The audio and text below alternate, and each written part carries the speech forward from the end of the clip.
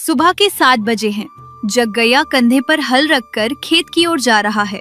गंगव्वा का अपने पति से हर दिन झगड़ा होता था। तभी गंगव्वा उसका रास्ता रोककर खड़ी हो जाती है। गंगव्वा कमर पर हाथ रखकर और आंखें बड़ी करके इतनी गुस्सा होकर जग्गैया को बोली, कहाँ चले सरकार? खेत पर या फिर उस चौपाल पर बैठकर फालतू की गप्पे लड़ाने? कल रात मैंने जो पूछा था उसके बारे में क्या सोचा? खेत पर ही जा रहा हूँ गंगव्वा। अगर आज पानी नहीं दिया तो फसल सूख जाएगी। रात को तुमने जो पूछा था मैं उसी के बारे में सोच रहा हूँ, लेकिन हाथ में तो एक फूटी कौड़ी भी नहीं है ना।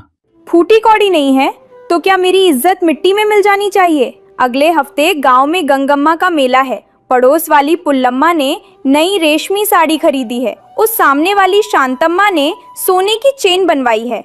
और मैं क्या वही पुरानी फटी साड़ी पहनकर मेले में खड़ी रहूं? ऐसा क्यों सोचती हो गंगव्वा? हमें अपनी हैसियत के हिसाब से रहना चाहिए। उनके पास संपत्ति है इसलिए वे खरीद लेते हैं। हम मेहनत नहीं करेंगे तो हमारा पेट नहीं भरेगा। ये फसल हाथ में आते ही मैं तुम्हें एक अच्छी साड़ी खरीद दूंगा। तब तक उस बक्से में रखी रेशमी साड़ी पहन लो ना। उस रेशमी साड़ी को खरीदे 10 साल हो गए। उसका रंग उड़ चुका है। गांव की सारी औरतें नए नए रंगों में घूम रही होंगी और मैं पुरानी साड़ी पहनूंगी तो लोग हंसेंगे नहीं। आपता क्या पुरुष हैं, एक धोती पहन ली तो काफी है। मुझे इस मेले तक नई साड़ी चाहिए ही चाहिए और घर में खाना भी नहीं बनाऊंगी।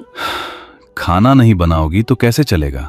भूख तो लगेगी ना। ठीक है, कुछ करता हूँ। खेत में सब्जियां हैं, उन्हें तोड़कर बाजार में बेच दूंगा। उससे जो पैसे मिलेंगे उनसे साड़ी न सही कम से कम ब्लाउज का कपड़ा तो ले आऊंगा। ब्लाउज का कपड़ा? क्या आपका दिमाग ठिकाने हैं? मैं साड़ी मांग रही हूँ और आप मुझे उसका एक टुकड़ा देंगे। अगर आप शाम तक 10 रुपए लेकर नहीं आए मैं अपने मायके चली जाऊंगी। जग्गैया मन ही मन, मायके चली जाओगी तो मेरे लिए त्योहार ही हो जाएगा। अरे ऐसा मत कहो गंगव्वा, तुम्हारे बिना ये घर सूना हो जाएगा। ठीक है, मैं कोशिश करता हूँ, लेकिन तुम्हें भी एक काम करना होगा। वो क्या है? फिर कोई बहाना बना रहे हैं? बहाना नहीं है। हमारे आंगन में वो सहजन का पेड़ है ना, आजकल उसमें गुच्छों में फलियां आ रही हैं। उन्हें तोड़कर बेचें तो अच्छी कीमत मिलेगी, लेकिन बंदर आकर उन्हें बर्बाद कर रहे हैं। तुम आज उस पेड़ के नीचे बैठकर रखवाली करो। देखो कि एक भी फली नीचे न गिरे। उन फलियों को बेचने से तुम्हारी साड़ी के आधे पैसे आ जाएंगे। सहजन? सच है, मैंने कल बाजार में सुना था कि सहजन की अच्छी मांग है। ठीक है, मैं रखवाली करूंगी, लेकिन आप भी खेत में सोने के बजाय काम करना। जो आज्ञा महारानी जी। आपकी आज्ञा से आंखों पर। जग्गैया मन ही मन में, चलो आज के लिए झगड़ा टला। इसे पेड़ के नीचे बैठा दूंगा तो गांव के झगड़े कम हो जाएंगे। गंगव्वा एक खाट ले जाकर सहजन के पेड़ के नीचे डाल देती है। हाथ में एक बड़ा डंडा लेकर बैठ जाती है। गली से गुजर रही पड़ोस की पुल्लम्मा गंगव्वा को देखकर रुक जाती है। क्या बात है गंगव्वा, इस कड़ी धूप में पेड़ के नीचे बैठकर तपस्या कर रही हो क्या? जग्गैया जी घर पर नहीं है? कर्म फूट गए हैं। मेरे पति खेत पर गए हैं और मुझे इस पेड़ की रखवाली पर लगा दिया है। इन फलियों को बेचकर मेरे लिए मेले की साड़ी खरीदेंगे, इसलिए ये मुसीबत झेल रही हूँ। ओहो, साड़ी के लिए? तब तो ठीक है, लेकिन गंगव्वा हमारे गांव में बंदर कहाँ हैं? कुछ समय पहले हनुमान मंदिर के पास दिखे थे, लेकिन इस तरफ तो कभी नहीं आए। सच में मुझे भी यही शक हुआ था। वे कुछ हड़बड़ी में कहकर चले गए। बंदर आएंगे कहकर डरा दिया। मुझे तो लगता है कि उन्होंने तुम्हें घर में न रखकर यहाँ बाहर बैठाने की योजना बनाई होगी। पति लोग ऐसे ही होते हैं गंगव्वा, हमें किसी न किसी काम में उलझाकर खुद आजाद घूमना चाहते हैं। हाँ पुल्लम्मा, तुम ठीक कह रही हो। कोई बंदर वंदर नहीं आने वाले। मुझे इस पेड़ से बांधकर वे खुद खेत में आराम से पेड़ के नीचे सो रहे होंगे। ठहरने दो, उन्हें सबक सिखाती हूँ। अभी जाओगी तो झगड़ा होगा, शाम को आने दो तब पूछना। वैसे ये सहजन की फलियां बहुत अच्छी लग रही हैं। क्या मुझे 4 फलियां दोगी? सांभर में अच्छी लगेंगी। नहीं दूंगी, ये मेरी साड़ी के पैसे हैं। एक भी फली नहीं दूंगी। तुम जाओ पुल्लम्मा, मेरा दिमाग पहले ही खराब है। पुल्लम्मा हंसती हुई चली गई। गंगव्वा का गुस्सा 7वें आसमान पर पहुंच गया। आने दीजिए उन्हें, आज मैं उन्हें बताती हूँ। दोपहर हो गई, उसे भूख भी लग रही थी और गुस्सा बढ़ता ही जा रहा था। दोपहर के 1 बज चुके हैं। जग्गैया घर नहीं आया। गंगवा भूख और गुस्से से कांपती हुई खेत की ओर चल पड़ी। हाथ में डंडा कसकर पकड़ा हुआ था। जग्गैया खेत की मेड़ पर बैठकर कुछ सोच रहा था। उसने दूर से गंगवा को आते देखा। उसकी आक्रामक चाल देखकर वो माजरा समझ गया। बाप रे, तूफान आ रहा है। पुल्लम्मा ने जरूर इसके कान भरे होंगे। अगर अब मैंने सामान्य रूप से बात की तो मेरा सिर फूट जाएगा। कुछ तो करना पड़ेगा। तुरंत जग्गैया उठा और खेत के कोने में एक पुराने गड्ढे के पास गया। वहां घुटनों के बल बैठकर उस गड्ढे में बड़ी उत्सुकता और भक्ति भाव से देखने का नाटक करने लगा। गंगवा पास पहुंची। अजी सुनिए, यहाँ क्या कर रहे हैं? मुझे वहाँ धूप में बैठाकर आप यहाँ झूठा जाप कर रहे हैं। घर में न चावल है न खाना बना है। मैं भूख से मर रही हूँ। जग्गैया गंगवा की तरफ देखे बिना मुंह पर उंगली रखकर, चिल्लाओ मत गंगवा, धीरे बोलो। चिल्लाओगी तो भाग्य भाग जाएगा। क्या भाग्य? यहाँ भूख लग रही है और आपको भाग्य की पड़ी है। उठिए, घर चलते हैं। पगली, इधर आओ। इस गड्ढे में देखो। अभी जब मैं खेत जोत रहा था तो मेरे हल से कोई सख्त चीज टकराई। पत्थर समझकर निकालने की कोशिश की तो देखा कि वो पत्थर नहीं बल्कि पुराने जमाने का तांबे का घड़ा है। गंगवा आंखें बड़ी करके गुस्सा भूलते हुए, तांबे का घड़ा कहाँ है? मुझे तो कुछ दिखाई नहीं दे रहा। ऊपर से मिट्टी ढक दी है। कोई देख लेता तो मुसीबत हो जाती ना। वो कोई साधारण घड़ा नहीं है गंगवा। मेरे दादाजी कहा करते थे कि हमारे खेत में पुराने राजाओं के जमाने का खजाना दबा है। इतने दिनों बाद आज वो बाहर आया है। गंगवा लालच में आकर आवाज धीमी करते हुए, खजाना? यानी उसमें सोना होगा, हीरे होंगे? बिल्कुल होंगे। उस घड़े के वजन से ही पता चल रहा है। लेकिन एक छोटी सी समस्या आ गई है। क्या समस्या है? क्या वहाँ कोई भूत है? भूत नहीं, उस घड़े के ढक्कन पर एक शिलालेख लिखा है। मुझे थोड़ा बहुत पढ़ना आता है ना। जानते हो उसमें क्या लिखा है? इस खजाने को निकालने के लिए एक परम पतिव्रता स्त्री को पवित्र होकर स्नान करना होगा और बिना मुंह खोले पूरी तरह मौन रहकर अपने हाथों से इसे निकालना होगा।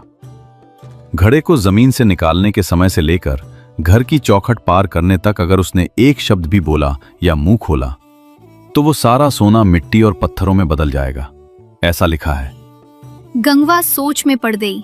बात नहीं करनी है वरना मिट्टी हो जाएगा। हाँ, इसीलिए मैंने उसे नहीं निकाला। अच्छा हुआ तुम आ गई। तुम पतिव्रता हो ना, तुम इसे निकाल सकती हो। लेकिन क्या तुम मौन रह पाओगी? तुम्हें गुस्सा बहुत आता है ना। रास्ते में कोई बात करेगा तो तुम उसे डांटोगी, तब हमारे करोड़ रुपए हवा में मिल जाएंगे। क्या मैं करोड़ों रुपए गवा दूंगी? मैं नहीं बोलूंगी, बिल्कुल नहीं बोलूंगी। अपने मुंह पर पट्टी बांध कर रहूंगी। मैं तो गहने भी खरीद सकती हूँ ना। गहने ही क्यों, हम उस पुल्लम्मा को अपने घर की नौकरानी रख सकते हैं। हम जमींदारों की तरह जी सकते हैं। लेकिन नियम बहुत जरूरी है। अब तुम घर जाओ, सिर धोकर स्नान करो और पवित्र कपड़े पहन कर आओ, तब इस घड़े को निकालना। लेकिन याद रहे, घर से निकलने से लेकर घड़े को वापस घर ले जाने तक मुंह नहीं खोलना है, नहीं तो बहुत ही मुसीबत में पड़ जाऊंगा। ठीक है? ने तेजी से सिर हिलाया। उसके चेहरे से गुस्सा गायब हो चुका था और लालच व खुशी साफ दिख रही थी। ठीक है, जल्दी जाओ, किसी को शक ना हो, ऐसे आना। गंगवा दौड़ती हुई घर गई। जग्गैया ने चैन की सांस ली। लो, कम से कम 3 घंटे की शांति मिली। अब असली काम करना होगा। ऐसा सोचकर उसने गड्ढे की मिट्टी हटाई और पास में रखा पानी पीने का एक पुराना मिट्टी का घड़ा ले लिया। उसमें खेत के कंकड़ और मिट्टी के ढेले भर दिए। ऊपर ढक्कन रखकर उसे मिट्टी से सील कर दिया। गंगवा घर जाकर जल्दी से नहाई। उसके पास जो सबसे अच्छी साड़ी थी उसे पहना, हल्दी कुमकुम लगाया और मुंह न खोलने की सावधानी बरतते हुए वापस खेत की ओर चल पड़ी। रास्ते में चौपाल पर बैठे 4 लोगों ने उसे देखा। अरे गंगवा, आज तो बड़ी रौनक है चेहरे पर। कहाँ चली? मेला तो अभी शुरू नहीं हुआ। गंगवा कुछ नहीं बोली। अरे ओ, बहरी हो गई है क्या? आवाज दे रहे हैं तो बोलती क्यों नहीं? क्या जग्गैया जी से फिर झगड़ा हो गया? गंगवा मन ही मन कोसती है, तुम्हारे मुंह में कीड़े पड़े। लेकिन बाहर से उसने मुंह नहीं खोला। पुल्लम्मा घर के बाहर खड़ी होकर, अरे गंगवा, फिर से खेत पर जा रही हो? इस बार क्या बात है? हाथ में थैला भी है? गंगवा को पुल्लम्मा को देखते ही और गुस्सा आ गया। लेकिन सोने की बात याद आते ही उसने आंखों ही आंखों से चल हट का इशारा किया और आगे निकल गई। इसे क्या हो गया है? एक शब्द भी नहीं बोल रही। लगता है कोई अजीब बीमारी लग गई है। गंगव्वा खेत पहुंचती है। जग्गैया अपनी हंसी रोककर गंभीर होने का नाटक करते हैं। आ गई गंगव्वा, आज तो बड़ी संस्कारी लग रही हो, साक्षात लक्ष्मी जैसी दिख रही हो। ठीक है, अब गड्ढे के पास जाओ, नियम याद है ना, मुंह मत खोलना। गंगव्वा सिर हिलाकर गड्ढे के पास जाती है। घुटनों के बल बैठकर हाथों से मिट्टी हटाती है। उसका दिल जोर जोर से धड़कने लगता है। मेरा सोना! चूंकि वो पत्थरों से भरा है इसलिए बहुत भारी लगता है। संभल कर गंगव्वा, नीचे मत गिरा देना। ये काफी भारी है ना? इसका मतलब अंदर बहुत सारा सोना है। शायद पूर्वजों ने सोने की मूर्तियां रखी होंगी। इसे सिर पर रख लो और सावधानी से घर ले चलो। मैं तुम्हारे पीछे पीछे आ रहा हूं, लेकिन याद रहे, घर की चौखट पार करके अंदर रखने तक मुंह नहीं खोलना है और न ही ढक्कन हटाना है। गंगव्वा खुशी खुशी सिर हिलाती है और उस भारी घड़े को बड़ी मुश्किल से सिर पर उठाती है। उसकी गर्दन की नसें खिंच रही हैं, फिर भी करोड़ों का माल है। चलो, मैं आ रहा हूं। दोनों गांव के रास्ते पर चल पड़ते हैं। गंगव्वा आगे, जग्गैया पीछे। रास्ते में फिर से लोग मिलते हैं।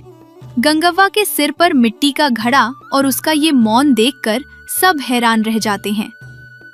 जग्गैया जी, आपकी पत्नी के सिर पर यह घड़ा कैसा? क्या पीने का पानी है? कुआं तो उस तरफ है ना? ये पीने का पानी नहीं है सुब्बैया, ये एक मन्नत है। गंगम्मा के मेले के लिए इसने मौन व्रत रखा है। इस घड़े में पवित्र मिट्टी है। इसे घर ले जाकर हम पूजा करेंगे। ओहो, गंगव्वा में इतनी भक्ति! मुझे तो लगता था कि ये सिर्फ सबको कोसती ही रहती है। गंगव्वा को अंदर ही अंदर गुस्सा आता है। इस कमबख्त का मुंह जले, इसे ये मिट्टी लग रही है। सोना है ये बात पता चल जाए तो यही ढेर हो जाएगा। लेकिन जग्गैया ने जिस तरह बात को संभाला, उससे वो खुश भी हुई और तेजी से आगे बढ़ गई। जैसे तैसे वे घर पहुंचते हैं। गंगव्वा हांफते हुए अंदर जाती है। जग्गैया दरवाजा बंद कर लेते हैं। उफ कहकर राहत की सांस लेती है। अजी, दरवाजा मजबूती से बंद कीजिए, कोई देखना नहीं चाहिए। आहा, मेरी मेहनत रंग लाई। मेरे पास रेशमी साड़ियाँ होंगी, कंगन होंगे। आहा! वो ढक्कन हटाती है और अंदर देखती है। उसकी आंखें फटी की फटी रह जाती हैं। अंदर सिर्फ काली मिट्टी और कंकर पत्थर भरे थे। कोई सोना नहीं, कोई हीरा नहीं। गंगव्वा का दिल जैसे बैठ जाता है। ये क्या है? पत्थर, मिट्टी, मेरा सोना कहाँ है? मुझे धोखा दिया आपने। मुझे पतिव्रता कहकर मौन रहने का ढोंग रचकर मुझसे पत्थर उठवाए। शांत हो जाओ गंगव्वा, शांत हो जाओ। शांत हो जाऊं? आपने पूरे गांव के सामने मुझे पागल बना दिया। मिट्टी को सोना बताकर मुझसे उठवाया। क्या आपको पाप पुण्य का कोई डर नहीं है? मैं मायके जा रही हूँ, अभी जा रही हूँ। रुको गंगव्वा, गुस्सा थूको और एक पल के लिए सोचो। मुझे मालूम था कि उस घड़े में पत्थर हैं। वे पत्थर मैंने ही डाले थे। आपने डाले थे? क्यों? तुम्हें बदलने के लिए। आज सुबह से जो कुछ हुआ उसके बारे में सोचो। मैंने तुम्हें चुप रहने के लिए कहा था। तुम 2 घंटे तक बिना एक शब्द बोले रही। रास्ते में पुल्लम्मा, सुब्बैया और सबने तुम्हें उकसाया। फिर भी तुमने किसी से झगड़ा नहीं किया। तुम्हारे मन में एक उम्मीद थी, इसलिए तुम शांत थी। तो क्या हुआ? आपने मेरी उस उम्मीद पर पानी फेर दिया ना? उम्मीद गई तो गई, लेकिन इन 2 घंटों में मुझे जो मानसिक शांति मिली है, क्या तुम उसका अंदाजा लगा सकती हो? तुमने कोई झगड़ा नहीं किया, तुम चुप रही। तो जानते हो मैंने खेत में कितना काम निपटा लिया? ये देखो। जेब से 10 रुपए का नोट निकाल कर दिखाते हैं। 10 रुपए? कहाँ से आए ये? जब तुम चुपचाप घड़ा लेकर आ रही थी तो मैं तुम्हारे पीछे आ रहा था। रास्ते में मैंने सुब्बैया की दुकान पर हमारी खेत की सब्जियों के ऑर्डर की बात पक्की कर ली। तुम शांत थी, इसलिए मेरा दिमाग ठीक से काम कर पाया। मैंने कल सुबह माल पहुंचाने का वादा करके ये एडवांस लिया है। ये 10 रुपए तुम्हारी नई साड़ी के लिए ही हैं। पैसे देखते ही गुस्सा थोड़ा शांत हो जाता है। सच में साड़ी खरीदेंगे आप? बिल्कुल खरीदूंगा, लेकिन एक शर्त पर। आज जिस तरह तुम शांत और धैर्यवान बनी रही, तुम्हें हमेशा ऐसे ही रहना होगा। उस घड़े के पत्थर भले ही तुम्हें भारी लगे हों, लेकिन उन्होंने मेरे मन का बोझ हल्का कर दिया है। अगर हम ये फालतू के झगड़े और चिल्लाती आवाजें बंद कर दें तो हमारा घर भले ही सोने का ना बने, पर सुकून से भर जाएगा। और सुकून ही असली सोना है गंगव्वा। जब मैं जोर से चिल्लाती हूँ तो आपको इतनी तकलीफ होती है? तकलीफ नहीं, नर्क जैसा लगता है। जानती हो आज चुप रहकर तुम कितनी सुंदर लग रही थी। गांव वाले भी कह रहे थे कि गंगव्वा बदल गई है। बात तो सच है जी। अभी सुब्बैया जी भी मेरी तारीफ कर रहे थे। मैं बिना वजह ही अपनी जुबान खराब करती हूँ, लेकिन आपने जो किया उस पर मुझे बहुत गुस्सा आया था। वे पत्थर तुम्हारे गुस्से की दवा थे। जब तक बदन पर बोझ न पड़े तब तक दिमाग ठिकाने नहीं आता। चलो कोई बात नहीं, ये 10 रुपए लो। कल जाकर एक अच्छी सी साड़ी खरीद लेना और आगे से मुझे कभी परेशान मत करना। ठीक है जी, आपकी बुद्धिमानी को सलाम। आपने मुझे, पुल्लम्मा को और सबको बुद्धू बना दिया। अब से मैं झगड़े कम करूंगी। शुक्र है भगवान का, मेरी पत्नी सीधे रास्ते पर आ गई। गंगवा रसोई में चली जाती है। जग्गैया चौखट पर बैठकर ठंडी हवा का आनंद लेते हैं। किसी भी समस्या को गुस्से से नहीं बल्कि चतुराई और सूझबूझ से सुलझाना चाहिए। फालतू की बातों और झगड़ों को छोड़कर यदि हर कोई अपने काम से काम रखे तो घर हमेशा शांत और खुशहाल रहता है। पूर्वी गोदावरी जिले के कोनासीमा क्षेत्र का एक छोटा सा गांव। समय 1920 का था। पुष्य माह में भीषण ठंड पड़ रही थी। आकाश में अजीब से काले बादल छाए हुए थे। गंगा राजू अपने घर के बाहर चटाई पर बैठे आसमान की ओर देख रहे थे। तभी उनकी पत्नी लिंगव्वा अंदर से गर्मा गर्म दलिया लेकर आईं। गंगा राजू आसमान की ओर देखते हुए एक गहरी आह भरते हैं। ये सब क्या हो रहा है? ये सर्दी कितनी अजीब है। इस महीने में तो ओस गिरनी चाहिए, लेकिन इतने घने काले बादल क्यों छाए हैं? मुझे डर है कि कुछ बुरा होने वाला है। लिंगव्वा दलिया का गिलास देते हुए, ये ना अच्छा है ना बुरा, शायद ठंड से आपको चक्कर आ रहे होंगे। भला सुबह सुबह आसमान की तरफ देखने पर बादलों के सिवा और क्या दिखेगा? तुम मेरी बात को अनसुना कर रही हो लिंगव्वा। मेरी उम्र 50 वर्ष हो गई है, लेकिन इन 50 वर्षों में मैंने संक्रांति से पहले ऐसा मौसम कभी नहीं देखा। हवा में नमी है और पक्षी भी नहीं चहचहा रहे हैं। निश्चित रूप से भारी बारिश आने वाली है। बारिश? इस कड़ाके की ठंड में? अगर बारिश हुई तो अच्छा ही होगा, तालाब भर जाएंगे। अरे भोली, अगर बारिश बेमौसम हो जाए तो लाभ नहीं बल्कि भारी हानि होती है। हमारी मसूर की फसल अभी खेत में सूखी नहीं है। अगर अभी बारिश हुई तो बीज अंकुरित होकर बर्बाद हो जाएंगे। मेरा दिल बैठा जा रहा है। हाँ, मैं तो भूल ही गई थी। हमने अभी अभी फसल काटकर ढेर लगाया है। अब हम क्या करें? क्या हमें सब कुछ उठाकर घर के अंदर ले जाना चाहिए? हम दोनों अकेले इतना सारा अनाज कैसे उठा पाएंगे? 10 बोरियों जितना सामान है और इस समय कोई मजदूर भी नहीं मिलेगा। मुझे लगता है कि हमें पड़ोस वाले पुल्लैया से मदद मांगनी चाहिए। उनका अनाज भी बाहर ही है। हम मिलकर एक दूसरे की मदद कर सकते हैं। वो पुल्लैया गारू, वो तो बहुत घमंडी हैं। क्या वो आपकी बात सुनेंगे? वो कहेंगे कि मुझे कोई डर नहीं, मेरी फसल को कुछ नहीं होगा। फिर भी आप जाकर पूछ लीजिए। ठीक है, तुम यहीं रुको, मैं पुल्लैया से बात करके आता हूँ। आसमान का रंग बदल रहा है, हमें जल्दी फैसला लेना होगा। गंगा राजू पड़ोस में पुल्लैया के घर गए। पुल्लैया अपनी पत्नी गौराम्मा के साथ चबूतरे पर बैठे थे। पुल्लैया 55 वर्ष के थे और गौराम्मा 50 की थी। पुल्लैया बाबा, ओ पुल्लैया बाबा। पुल्लैया तंबाकू चबाते हुए, अरे गंगा राजू, सुबह सुबह दौड़ते हुए आए हो? क्या बात है? क्या कोई परेशानी है? बात क्या है? भाई, खतरा मंडरा रहा है। आसमान देखो, बिल्कुल काला पड़ गया है। आज रात भारी बारिश होगी। हमारी दोनों की फसलें खतरे में हैं। चलो अभी जाकर उन्हें तिरपाल से ढक देते हैं या घर के अंदर ले आते हैं। हम मिलकर काम करेंगे तो जल्दी हो जाएगा। बारिश? इतनी ठंड में बारिश होगी? क्या तुम्हारा दिमाग ठिकाने हैं गंगा राजू?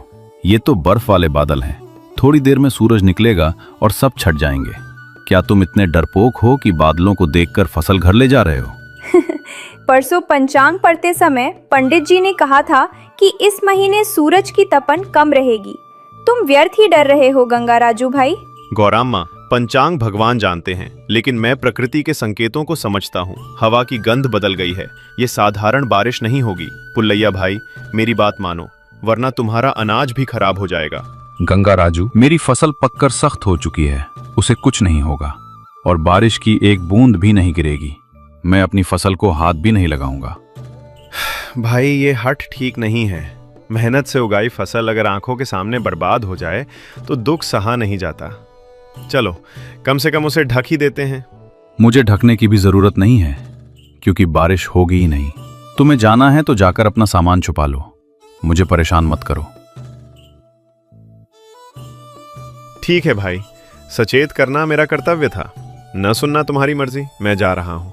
गंगा राजू के जाने के बाद सुनिए, अगर गंगा राजू इतना डरा हुआ है तो क्या सच में बारिश हो सकती है? हमारा अनाज भी तो बाहर ही पड़ा है। अरे तुम भी उसके जैसी बातें मत करो। गंगा राजू डरपोक है। वो आसमान में बादल देखते ही कांपने लगता है। तुम देखना, कल सुबह सूरज निकलेगा तो उसका चेहरा देखने लायक होगा। गंगा राजू घर लौटा। उसके चेहरे पर चिंता देखकर लिंगव्वा सब समझ गई। क्या हुआ? क्या वो आ रहे हैं? नहीं, उसने मेरा मजाक उड़ाया और मुझे कायर कहा। ठीक है, अगर वो नहीं आता तो ना सही, हम अपनी फसल बचाएंगे। चलो, ये पुराने बोरे और पट्टियां लेकर खेत की ओर चलो। ठीक है, चिंता मत करो, चलो अपना काम करते हैं। गंगा राजू और लिंगव्वा खेत में पहुंचे। गंगा राजू का अनाज वहां रखा था और उसके ठीक बगल में पुल्लैया का अनाज ढेर लगा हुआ था।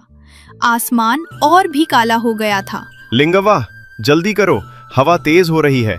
पहले अनाज को पास पास समेटो और फिर इस बड़ी चादर से ढक दो। इसके चारों ओर भारी पत्थर रख दो ताकि हवा से चादर न उड़े। अरे, पुल्लैया का अनाज देखिए, उन्होंने इसे ऐसे ही खुला छोड़ दिया। अगर हमारे पास एक और तिरपाल होता तो क्या हम उसे भी नहीं ढक देते? लिंगव्वा, हमारे पास जो सामान है वो हमारी अपनी फसल के लिए भी कम पड़ रहा है।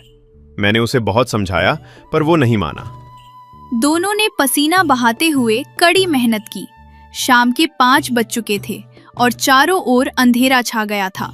उन्होंने अपनी फसल को अच्छी तरह सुरक्षित कर लिया था। हमारा काम तो हो गया, लेकिन आसमान को देखो, कितना डरावना लग रहा है। हाँ, ये कोई साधारण बारिश नहीं है। चलो, अब घर चलते हैं। बाकी सब ईश्वर की मर्जी। रात के 8 बज रहे थे। गंगा राजू और लिंगव्वा घर पर खाना खा रहे थे। अचानक बाहर बिजली कड़की और छत पर टैप टैप की तेज आवाजें आने लगी। लिंगव्वा खाना छोड़ते हुए, यार, बारिश की बूंदें तो ऐसी नहीं होती। ऐसा लग रहा है जैसे कोई ऊपर से पत्थर फेंक रहा हो। गंगा राजू बाहर झांकते हुए, लिंगव्वा, बाहर देखो, ये बारिश नहीं, ओले गिर रहे हैं। अरे बाप रे, यहाँ तो मुर्गी के अंडों जितने बड़े ओले गिर रहे हैं। यही वो अजीब बारिश थी जिसका मुझे डर था। अगर ये ओले फसल पर गिरे तो दाने बिखर जाएंगे और फसल मिट्टी में मिल जाएगी। क्या हमारी फसल बच पाएगी? हमने जो ढक रखा है, क्या वो काफी होगा? हमारी बोरियां और तिरपाल मोटे हैं, वे झेल लेंगे। लेकिन पुल्लैया का क्या होगा? उसका अनाज एकदम खुला पड़ा है। इन ओलों से उसका सारा अनाज चूर चूर हो जाएगा। तभी बगल वाले घर से पुल्लैया और गौरामा के रोने की आवाजें सुनाई दी। पुल्लैया चिल्लाते हुए, हे भगवान, मैं बर्बाद हो गया।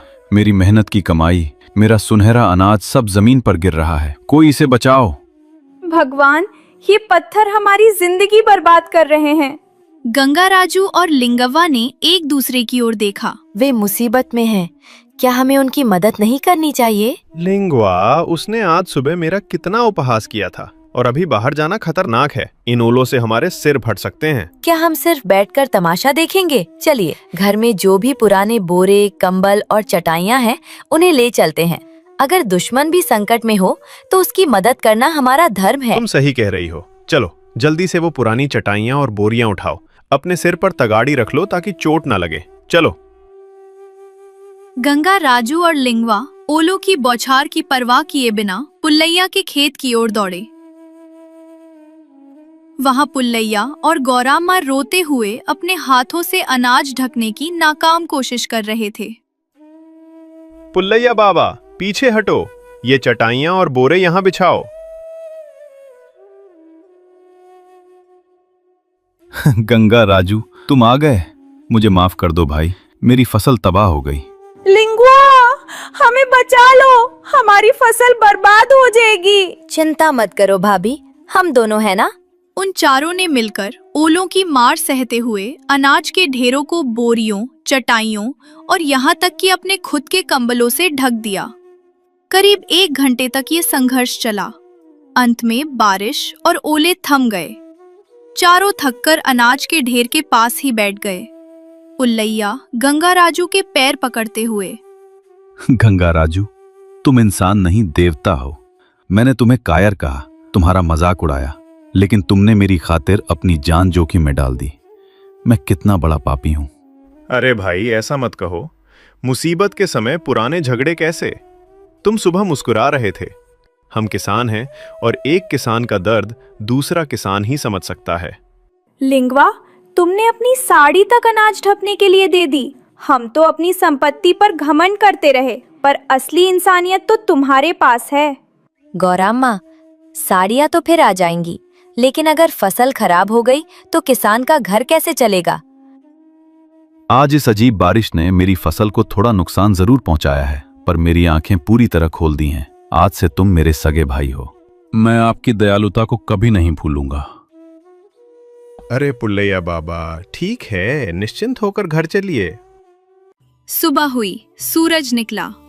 गंगा राजू की फसल पूरी तरह सुरक्षित थी। पुल्लैया की आधी फसल बर्बाद हुई थी, लेकिन गंगा राजू की सूझबूझ से आधी बच गई थी।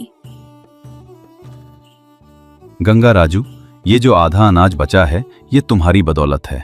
मैं इसका आधा हिस्सा तुम्हें देना चाहता हूँ। नहीं भाई, मेरी फसल सुरक्षित है, मुझे और कुछ नहीं चाहिए।